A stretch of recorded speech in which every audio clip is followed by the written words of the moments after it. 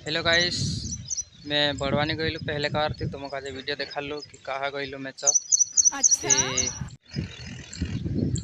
ती जो लाइसेंस बनाओ ना तो मैं गाड़ी अच्छा। चलाना तो मैं स्टाई थी लाइसेंस नहीं है मार्जी करीन गईलु में जो काम है गईलो मारो और लाइसेंस बन गए और आत्र मारे घर लाइसेंस देखा तुमको आज में लाइसेंस बन गए और पुग गए घर ये गाड़ी चलाना है खुद भी ते ये नंबर में ऊपर आप दिलु है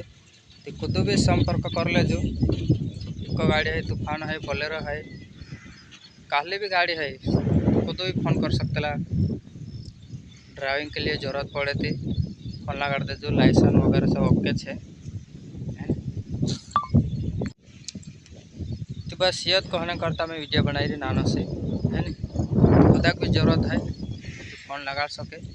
और स्क्रीन पर मैं नंबर दे दिलु छे लगा ले जो फोन है नी बस कहने करता वीडियो बना लो मैं तो दोस्तों वीडियो देख लेदा तुम तो हैरान करता वीडियो बनावलू मैं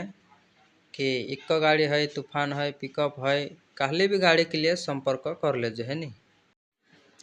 और लाइसेंस बनिन भी सब ओके छे ऐसी कोई बात नहीं है तो ये नंबर दी मिलो फोन लगा दे दो दिन का जे ड्राइवर जरूरत है जो